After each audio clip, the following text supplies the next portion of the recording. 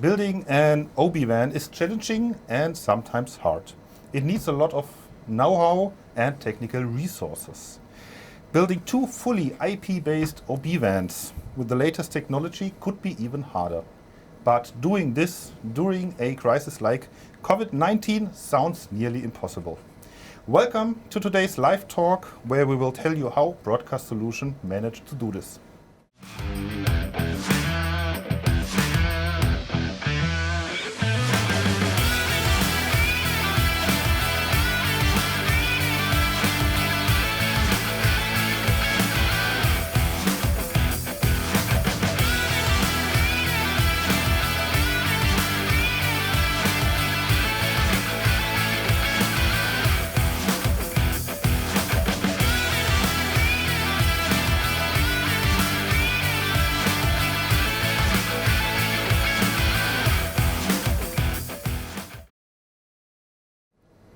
Hello everybody, and welcome to our System Integration Live Talk, how to build two fully IP-based OB vans during COVID-19.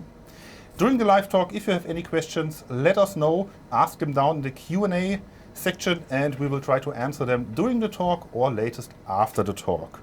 With me are Geert, Thoelen, Technical Director at NEP Belgium, welcome, and Axel Kühlem, Senior Systems Architect at Broadcast Solutions, welcome. We are sitting in one of the OB vans we will talk about today, located at the Broadcast Solutions headquarters in Bingen.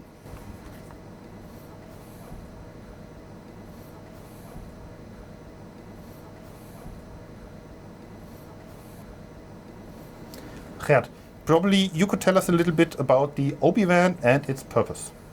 The OB van is the first OB van in Belgium. That is actually the two OB vans. There will be the first OB vans built with IP technology. The purpose is to lease them to our customer RTBF, who specifically requested an OB van with a core in IP 2110. And they will be mainly used on entertainment shows, sport shows, and all television productions and other means web productions that they are creating at the moment. Okay. Thank you. Axel, maybe you can give some insights on the connection between NEP Belgium and Broadcast Solutions. Yeah, NEP is one of our biggest customers in Europe, and we've done in the last 10 years like almost over 20 OB vans for NEP. So it's a key customer, and we have a very good relationship, a close relationship. A lot of interaction between the technical managers, our customers. Yeah. Yeah. How important is a good connection between customer and Broadcast Solutions in normal situation, but also especially under COVID-19 crisis? So what was special between the connection? I think special in the connection between Broadcast Solutions and NEP is the trust that we have among each other. We could keep open books while talking figures, and especially during COVID-19 it was important to trust each other completely. We needed to finish this truck. Broadcast Solutions really helped on that. They opened up a complete set of possibilities. They opened the internet line so we could access the system remotely to finish it. All vendors could do so, and we really could trust on Marco and Axel to be here and to take care that everybody else could do their job without having to doubt a second, will they be there? We were trusting each other. Sounds wonderful. Very good. When we talk about the overall design of this OB van, so we heard that we delivered two fully IP-based OB vans. Are they both identical or are they different? Both OB vans are identical. 16 cameras, OB van, 3 EVS. Yeah. The purpose for RTBF was now they had 3 different trucks, and it was always a fight with their production which truck will which production get. They wanted to get rid of it because they wanted to have 2 trucks identically the same, and the production will have a truck which will do whatever they need, and they can't say, but I want the bigger one because I've got one seating more, or actually we can't do it in that truck. Now they're identically the same. The files will be transponded over the internet, so the files on both trucks will be identical. So when this truck is doing production, a soccer game, for example, the next day the other truck can do the same game on a different location with exactly the same setup and everything the same. And that's what they actually wanted. They wanted identically the same trucks. So for us it's now a challenge to keep them identically the same, because you've got updates, you've got everything running. Since it's a complete IP truck, you need to be aware that they stay the same at all time. And I guess it's also for the staff, the engineers working on both OBs. That's the perfect situation because they know both. And indeed, it's much easier for them. Axel, back to the overall design. Did the customer have special requests in the chassis, in the equipment? I heard something about smaller stairs. Can you tell us more about this? Yes, of course. So NEP and RTBF came to us with a request for an IP OB van, which means the IP technology is very loud Arista switches. So the sound insulation for the equipment room must be better than in other OB vans. There were special requests, for example, for the exterior, for the stairs that are for entering the OB van. They're smaller than in other projects because that in the factories in Belgian compounds the space is very limited for the OB vans. So we had to reduce the amount of space which is needed. Other requests, special requests, of course, we are always working closely together. It's an interaction in the design process. We have separated aircon circuits, so the main technical racks, they have a redundant aircon system, and each room has a individual aircon unit, which is a big benefit for sound insulation between the rooms and comfort for the working places. Important for them was, like Axel mentioned, that the stairs would not extend to the overall size of the truck. They wanted a longer extension to have no light into the camera correction positions. So actually they started with, we want a truck of 12 meters. They knew that up front. That's the length it can be, not 14 meters, but 12 meters. And then we showed them the design of an S12, which is 12 meters. And we started playing around with the space we had, and that's what this truck is. And talking about the process itself, you mentioned the ideas from the beginning, how it started with the streamline and all that. Maybe Axel, you can tell us more. How does the process from the development over the order to the final delivery, how does it look? How long does it take? And probably what is done here in-house by Broadcast Solutions. So in the beginning of a OB-van project, we have like a set of different OB-van types. We have like Alpha Liner, Streamliner, S12, S16, which is a point to start when we look at the new project. So we decide, okay, we need a certain length in our OB-van. So the length somehow then is defining the working positions or the amount of working positions. We've done over 300 OB-vans in the last years, and we can rely on a big knowledge and know-how. What are the pros, what are the cons of the individual concepts. So I think we can tell our customers very clearly what is good ideas, what is bad ideas, but also in the other ways. Our customers, they know about their own productions, their own needs. So of course we are working together on the on the goal to get the OB-van done in the best way possible for our customers. The advantage for us and for RTBF was that we really could come into the headquarters here, have a look at what was already made up front, make a choice actually, like you would go to the shop and say, well, this looks nice, I want this, instead of having really to rethink everything again, which would take much more time in designing. And well, the result is also very good looking.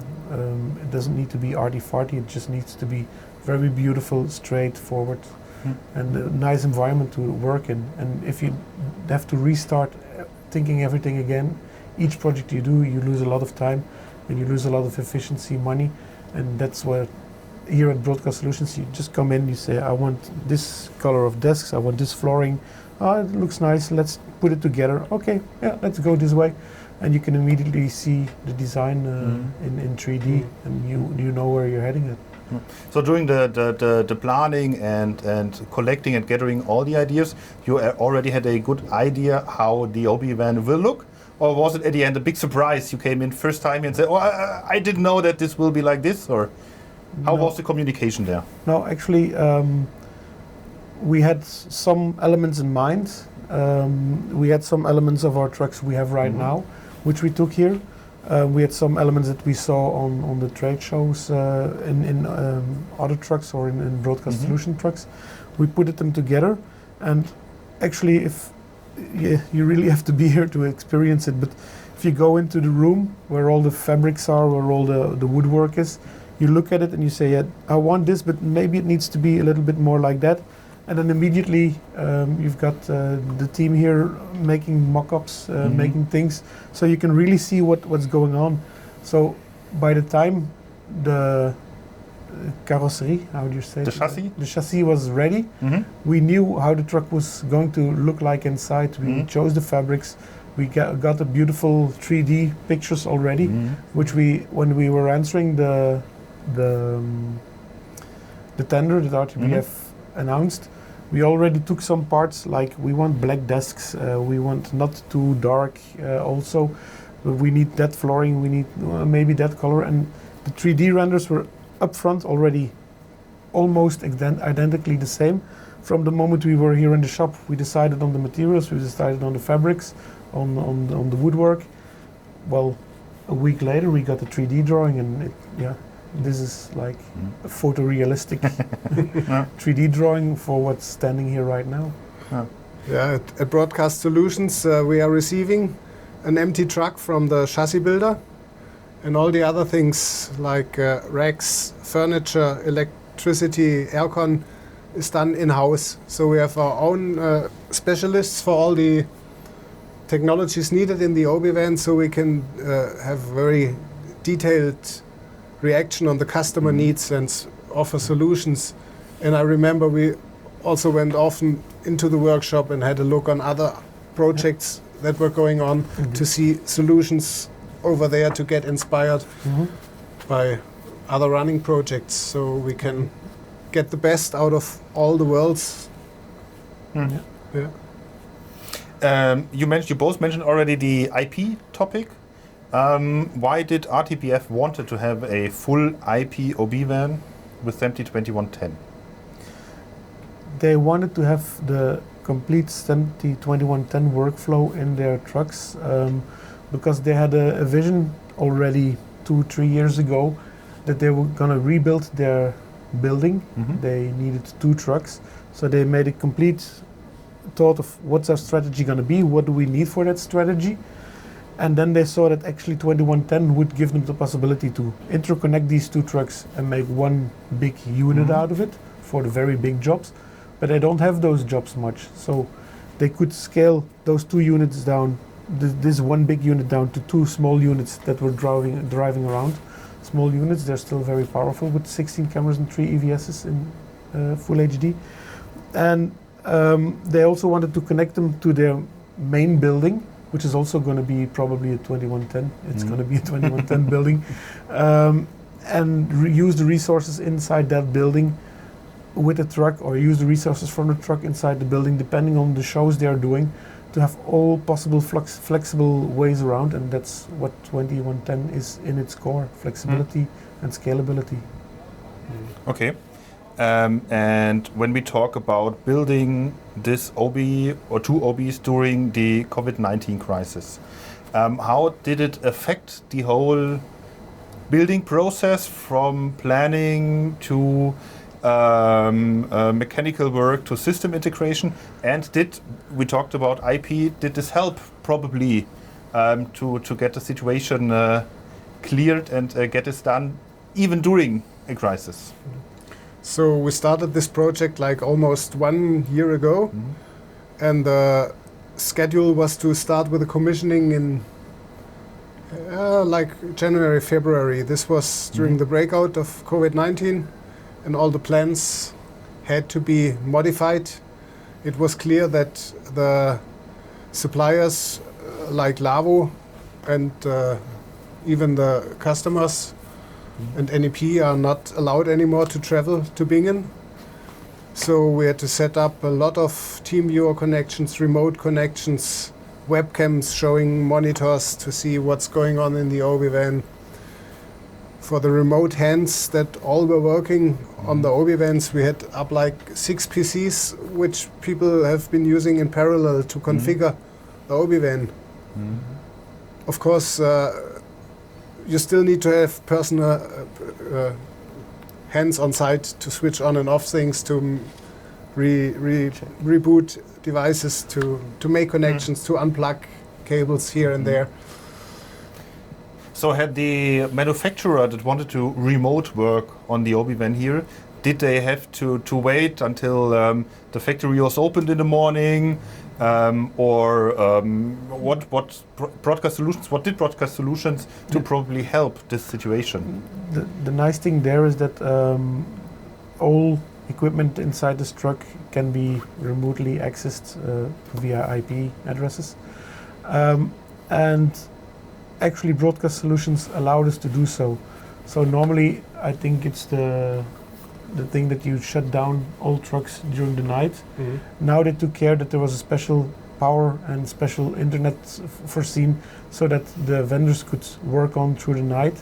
And it saved a lot on travel time for the vendors, but they also couldn't do everything here. But that's when Marco and Axel were here to help out with the things they needed. There was some other guys here. But the team inside the truck was actually very small. But on the side, the people working around the truck, I think there were at least 6 people working at the same time. The one was configuring the video matrix, another one was configuring the audio desk. Then some of my guys were doing some control things, designing some control layouts, and it was really EVS was working on their EVSs. It was really great seeing everybody working at the same time. If we didn't do it remotely, probably it would have been like everybody walking into each other in this truck. It wouldn't even have been possible to have all the vendors working at the same time. No. But now it was, you had, the most beautiful example was we had one meeting, so we had a team meeting talking who's going to do what. And at a certain meeting we had EVS and Lavo talking to each other while solving an issue inside the truck. And then I remember that Axel ran into, came and watched, yeah, it's working. And it was really great to see this happening. And it was like, okay, we can do it. And we did, because in the end, the most difficult part was getting the truck to Belgium. Maybe this would never happen, that 2 manufacturers are working on one thing inside the meeting and solving problems on the fly. Yeah, you never have that. So is this the future scenario of building OB vans, or? That you have to answer. For me, yes. Let's see what the next crisis might be, or if there's like a COVID-20. You never know, of course. Of course, it helps saving a lot of unnecessary traveling if you can work from remote. On the other hand, of course, you always need guys on site, recycling things, changing cables, modifying things. I think the future might be to take best out of both things, working more remotely, but also traveling on site and see what's going on. Yeah, I guess the same. So I also worked for the last 12 months from the home office. So it works, but not everything. So remote work is fine, does work, but not for everything and everybody. And I guess it's the same here. So it's we saw that it works. It, I guess, took a lot of more, you said it took a lot more efforts from Broadcast Solutions side to keep the trucks running all night, to have it connected, to give access to the manufacturers. But yeah, maybe a mix of it could be something for the future. I have received a question from one visitor. How do you interconnect the two trucks and building? Is it directly fabric to fabric or via Ethernet provider? It depends on the situation. Both are possible. If there's enough bandwidth, we can interconnect them. We've now foreseen that they can be interconnected over two 100 gig lines. If you scale down the bandwidth, you scale down the interconnectivity and the possibilities. But yeah, it's not defined like it always has to be like this. Also there, the system is flexible. Okay. So, you visitors on the PCs at home or in the office, wherever you are, use the chance to ask some more questions if you have. Otherwise, I have another question.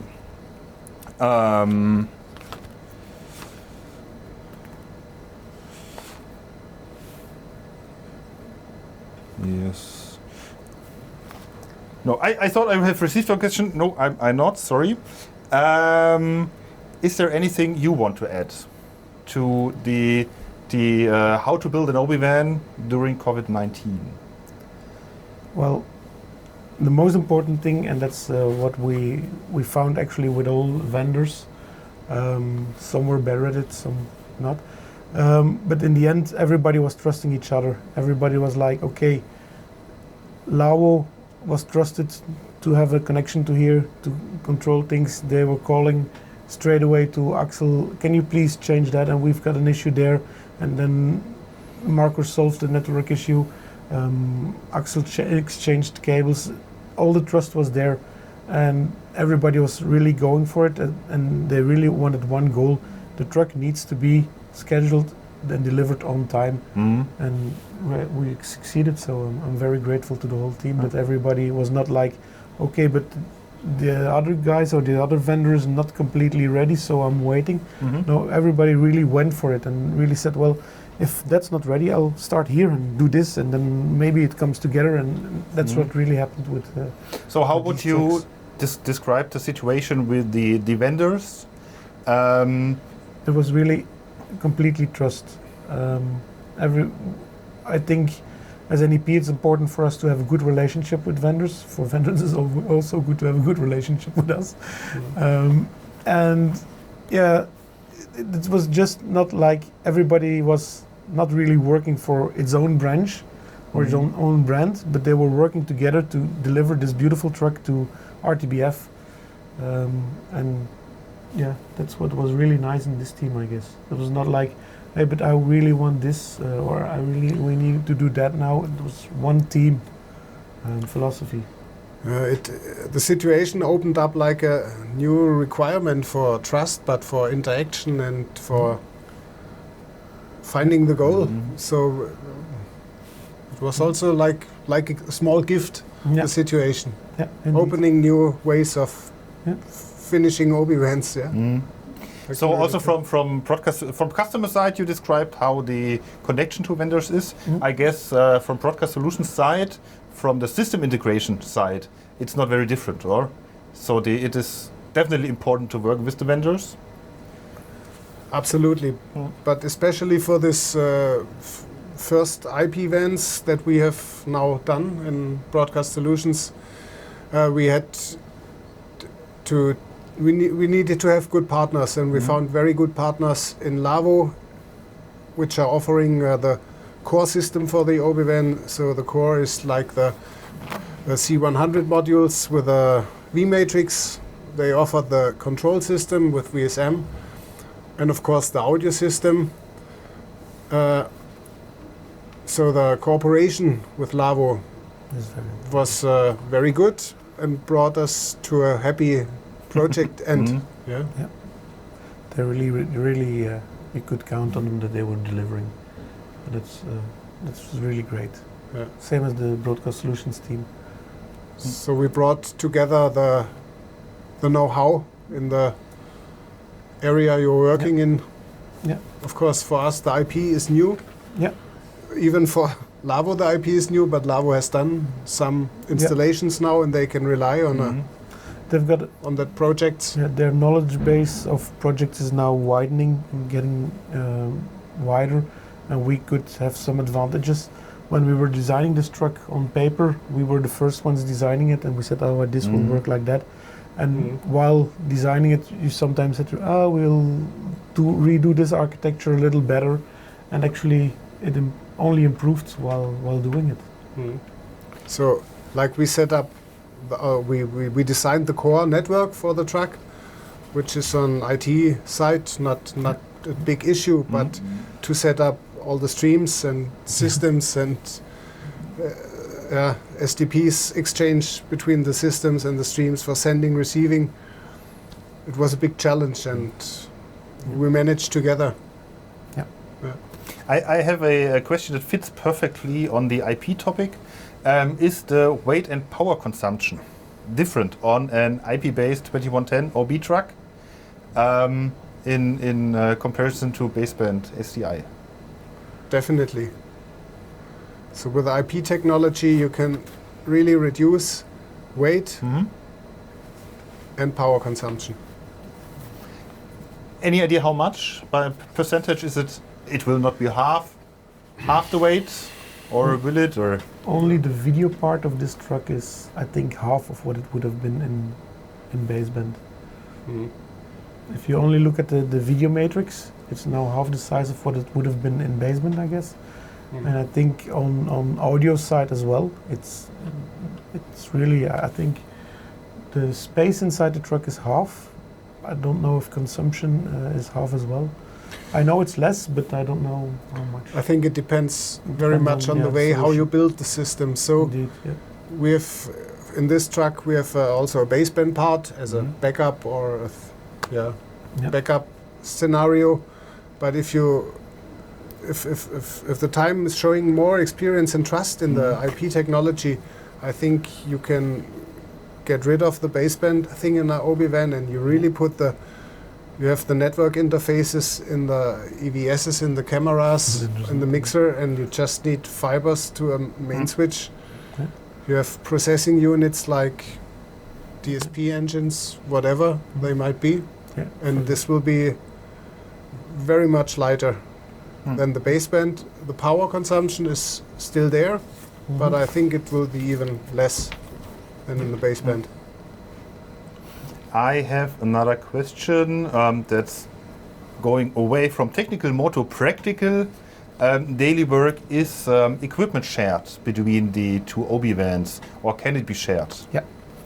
So all equipment that is delivered with one of both trucks can be used on the other truck. So each truck has 5 stage boxes audio and 3 stage boxes video. But if one day this truck needs 8 stage boxes audio, they can be connected. And also for video, you can connect up until, I think we've foreseen now standard that you can connect up to 5 video stage boxes and 8 audio stage boxes. Right. While there are only 3 and 5 delivered with the trucks. But there's still some available room on the switch. So if you want more, you can do more. Okay, thank you. What was the most challenging part of the IP integration between vendors? Do you want to answer, or? Yes. Yes. It's a political fragile ground now. But the most difficult part is everybody agrees upon the standard 2110, but the interpretation of the standard is different. So what we notice, and then we're actually solving today one of those things with NMOS, do the same thing, but always a little different. And then you need to have them together in a meeting. They need to understand each other. One of them needs to say, okay, we'll adjust, or if you do those steps, we'll take those steps, and then we're actually doing exactly the same. And that's with SDI, you don't have it because SDI has been a standard for so many years. But I think since IP is where SDI was 20 years ago, back then you still had two SDI devices that weren't working perfectly together, and after some updates, firmware updates, they were working perfectly. And I think we're in this phase in the IP world now as well, with some firmware updates and then some patience and some talks to each other, we will get at the same level of IP integration. And I think we're almost there. Yeah. On a very good way. If you see how things and even the standard in 2110 developed in the last 2 or 3 years, that things are getting easier and now really possible to make vendor A talk to vendor B. Of course, it's not working out of the box, but if vendor A and vendor B is sitting together and talking, you can manage much easier than before. And the standardization, like SDPs, what was in the baseband world some years ago when there was only like SDI, SD, when you had a need for a video payload ID, which is now the SDP in the IP world, to describe a signal and its format and to exchange it with other sender to transmitter. And indeed. Okay, thank you.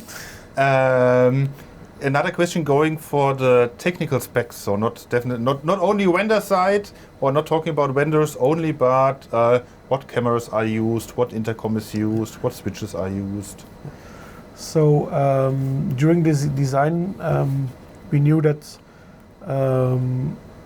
some vendors were ready, some vendors were not ready for IP 2110.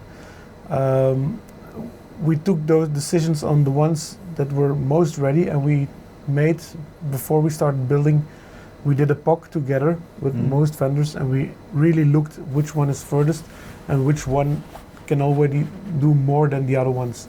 And we had some fixed things. So we had RTBF had Sony cameras.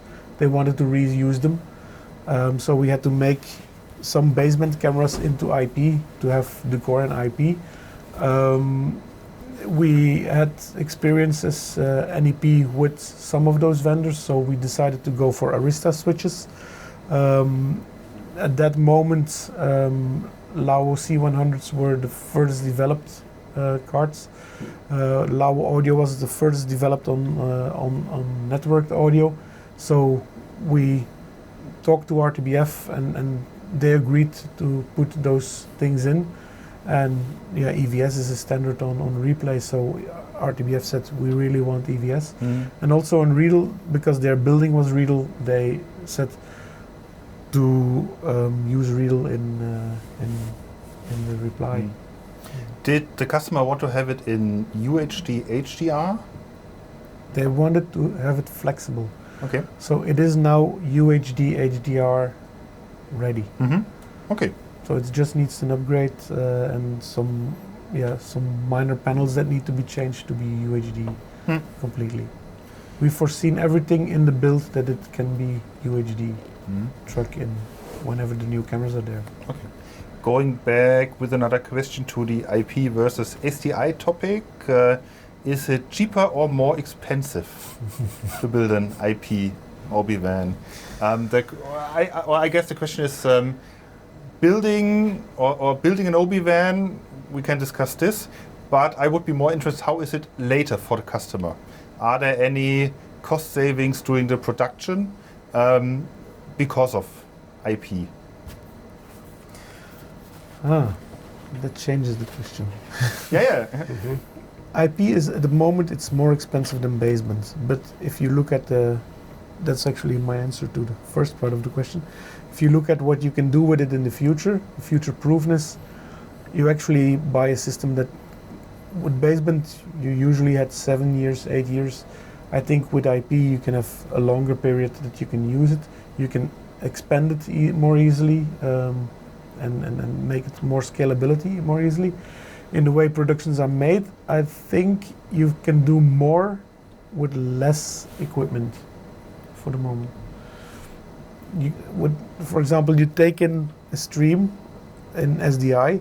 If the stream was a wild stream, so a not gen-locked stream, it had to go through a frame synchronizer. Well, now it's immediately due to PTP. Whenever it's put on the network, it will be within a clocking. And the switch will take care for the clocking or whatever. If we've got C100 cards, they will take care that the signal is clocked. Another fitting question is, can the OB van be connected with a standard baseband SDI truck? Yeah. Yes. The complete patch panel on the back of the truck, the central patch panel, is in baseband design, so you can connect whatever you want on good old-fashioned BNC cables. But you can also put in a fiber and connect it on IP. We have a connectivity like 30 inputs SDI and 30 outputs on SDI to the matrix. Yeah. So it's no problem to expand it with an additional OB van. So that's why we have two of them, but it can also be for even bigger production or other production. Events or third. So it actually, maybe it's worth mentioning that the truck has 32 inputs, which are immediately frame synchronized and color corrected. It has 32 outputs, which are so also de-embedded. The 32 outputs are immediately synchronized, they come out sync, but also embedded with 8 channels, and then you've got 8 extra embedders with 32 channels, 16 channels actually, the embedders. The 32 outputs are 16 channels, and the 8 extra ones are 32 outputs, 32 channel outputs, and that's enormously powerful. Okay. Do we have any more questions? Or we give the visitors 1 more minute to ask questions. Shall we do a dance? I don't think so. Dancing beers. That's also an interesting question. If IP is more expensive than SDI, why does it make does it make sense to replace a running baseband system, or does it make sense, to replace a running baseband system just because of weight and power consumption? On the savings there. I think you have to be ready on for your the future, strategy, and it depends on your future-proof strategy. While designing this truck, it was for me important that the trucks, they will be leased to RTBF for 8 years. They need to be up-to-date trucks for 8 years. And when they return, I, as an EP, want to reuse them as well. Maybe RTBF buys them and they want to buy a truck that's still up-to-date at that moment, state-of-the-art at that moment. And that's when IP comes in as the ideal solution. If you've got now a running system in SDI and you know that in 8 years you will still be producing at exactly the same way, then I don't see a use of replacing it unless you need to make some costs. So if you look at the processing, for example, in the IP world, you can be much more flexible regarding, for example, HDR, SDR conversions. How to use your processing power for what and how many units, up conversion, down conversion, cross conversion. This is in the IP world, of course, much more flexible because it's like recalling presets, what your engine should be doing. In the baseband world, you will have to rent processors and you need to put them in somewhere, you need to connect them, and you need to control them somehow. With IP, you actually buy processing power. You don't really buy you buy a working system, but you buy processing power. And if the processing power of the C100s inside this truck are now doing a conversion from baseband to IP, and in 3 years they will change the CCUs to IP CCUs, the processing power is still there and can be used to do UHD conversion or whatever you want. Another question is, are there any delays due to IP on OCP and... No. The funny thing is we actually measured the truck, and whenever you put in a wild signal, only 2 frames later it's on the embedder out. So 2 frames later from the real world, if you insert a blackburst input or a camera input, it's only 1 frame, and that's actually the 1 frame you need to do all your processing and your embedding, and then it's out. So 1 frame from the real world later, it's out, which is much faster than baseband ever was. Okay, Geert, Axel. Geert, sorry, I learned it, I will learn it. Geert, Axel, I think we are done for today. Thank you very much for your time. I found it very interesting. I hope you enjoyed it as well. To our visitors, thank you for joining our live talk today. Do not hesitate to contact us if you have any further question after this webinar. And what can we say else then? Stay safe, stay healthy. Goodbye. Thank you.